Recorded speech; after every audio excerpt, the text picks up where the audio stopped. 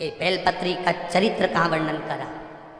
एक बेलपत्र दान का जो वर्णन हमारे शास्त्रों में किया गया, एक वृक्ष लगाने का फल हमारे शास्त्रों में कहा गया, एक भूखे व्यक्ति को भोजन कराने का फल हमारे शास्त्रों में कहा गया, उसको पहचानिए। एक नवयुवक लड़का अपने पिता के सिंहासन पर बैठ गया, तो उसने अपनी प्रजा से पूछा कि सारे प्रजावासी आए और उनसे पूछा, ये बताओ कि मेरे दादाजी के समय का राज्य अच्छा था कि मेरे पिताजी के समय का राज्य अच्छा था कि मेरे समय का राज्य अच्छा है। जितने लोग मेरे नगर के बुजुर्ग बड़े जो बैठे हैं, सभा में जितने बैठे हैं, सब बताओ मेरे पिता के समय का राज्य अच्छा था कि मेरे दादाजी के समय का राज्य अच्छा था कि मेरे समय का राज्य अच्छा है, ये बताइए। कोई बोलने को तैयार नहीं, क्योंकि राजा का लड़का है। अब तो राजघराने पर राजा के सिंहासन पर ये बैठा है, हम बोलेंगे कुछ आड़ा टेढ़ा निकल गया तो बुरा लग जाएगा। तो हम क्या बोलें, हम क्या कहें इसको?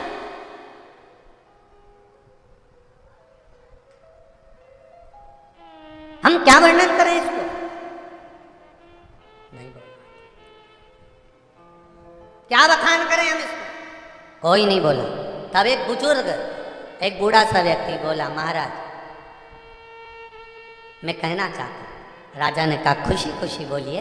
हमारे दादा के समय का राज्य अच्छा था, हमारे पिताजी के समय का राज्य अच्छा था कि हमारे समय का राज्य अच्छा है, बताओ।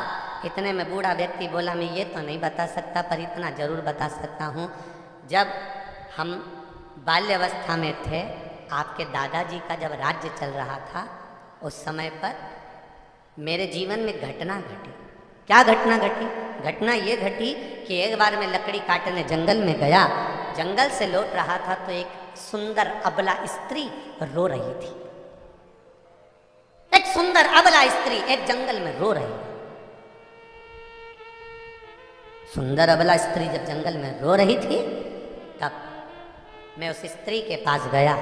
मैंने कहा, क्या बात है, आप क्यों रो रही हो? कहा, मेरी विदाई कराकर मेरे ससुराल वाले मुझे लेकर जा रहे थे, डाकुओं ने आक्रमण कर दिया, परिवार के लोगों को ना जाने कहाँ फेंक दिया। मैं उनसे बचकर, क्योंकि मेरे शरीर पर कीमती जेवर हैं, इसलिए मैं उनसे छुपती हुई यहाँ आकर पेड़ के नीचे बैठ गई। क्या आप मुझे मेरे ससुराल पहुँचा दोगे? क्या आप मुझे मेरे ससुराल पहुँचा दोगे? क्यों नहीं, कौन सा गांव है तुम्हारा? मेरा वाला गांव है। इतने में उस व्यक्ति ने कहा कि मैंने देखा है तुम्हारा गांव, चलो तुम्हारे ससुर का नाम क्या है ये, चलो मैं तुम्हारे घर पहुंचा दूंगा, वो तो मैं पहचानता हूँ। चलो उस अबला स्त्री को लेकर, वो बूढ़ा व्यक्ति कह रहा है, मैं उस अबला स्त्री को लेकर उसके घर पहुंच गया। मैंने सारा चरित्र सुनाया। उसका ससुर इतना खुश हुआ। मेरी बहू के तन पर जेवर हीरे का था, पूरा शरीर कम से कम लाखों का था उसके तन पर जेवर, और तुम मेरी बहू को यहाँ तक लेकर आए हो। मैं तुम्हें ये 15,000 का इनाम देना चाहता हूँ, 15,000 सोने की मोहरें देना चाहता हूँ। और उस व्यक्ति ने कहा कि मैंने वो सोने की मोहरें नहीं ली, 15,000 नहीं। महाराज, मैं वापिस आ गया अपने नगर में। दादाजी चले गए, तुम्हारे पिताजी का राज्य आ गया, समय बीता, मैं जवान हो गया।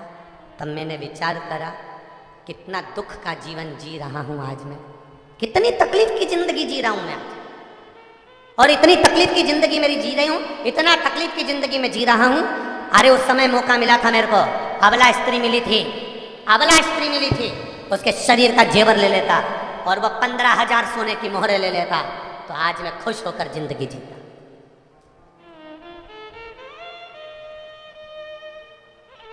आज मैं खुश होकर जिंदगी जीता। उसके शरीर पर इतना महंगा जेवर था, सब छुड़ा लेता, कौन देख रहा था मुझे, और मैं सोने की मोहरें भी ले लेता। महाराज, आज मैं आपके राज्य पाट में हूँ। आज मेरे मन में इतना दुख होता है क्योंकि मेरे पास कुछ नहीं है।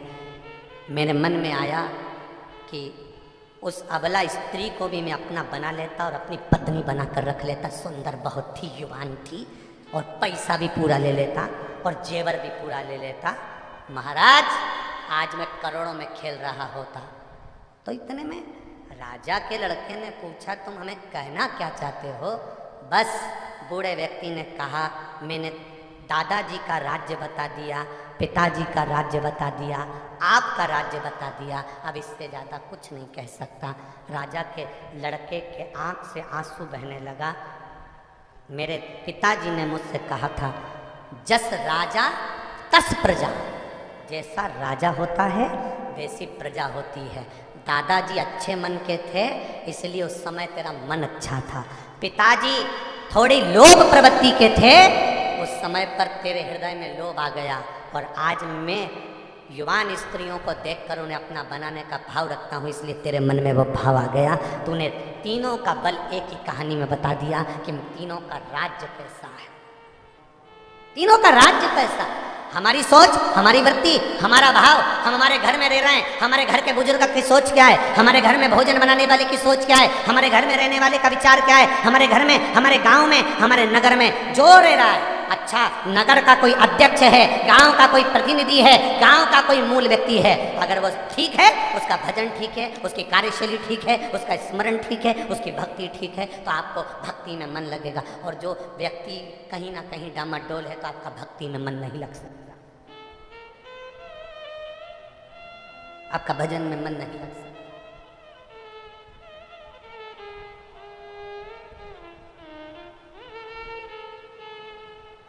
इसीलिए शिव महापुराण की कथा बारंबार कहती है, शिव महापुराण की कथा बारंबार वर्णन करती है।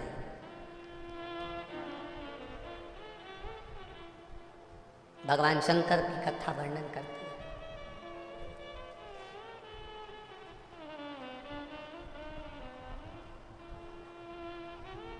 शिव कथा कहती है, महाराज तूने ऐसा डमरू बजाया, तूने ऐसा डमरू बजाया,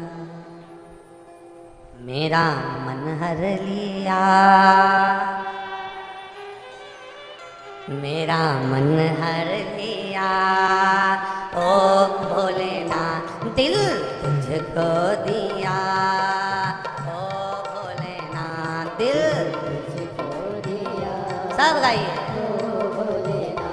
ये क्या कर दिया ओ भोलेनाथ, ये क्या कर दिया ओ भोलेनाथ, मेरे ओ भोलेनाथ, ओ भोलेनाथ, ओ भोलेनाथ, ओ भोलेनाथ, मेरे ओ भोलेनाथ, ओ भोलेनाथ,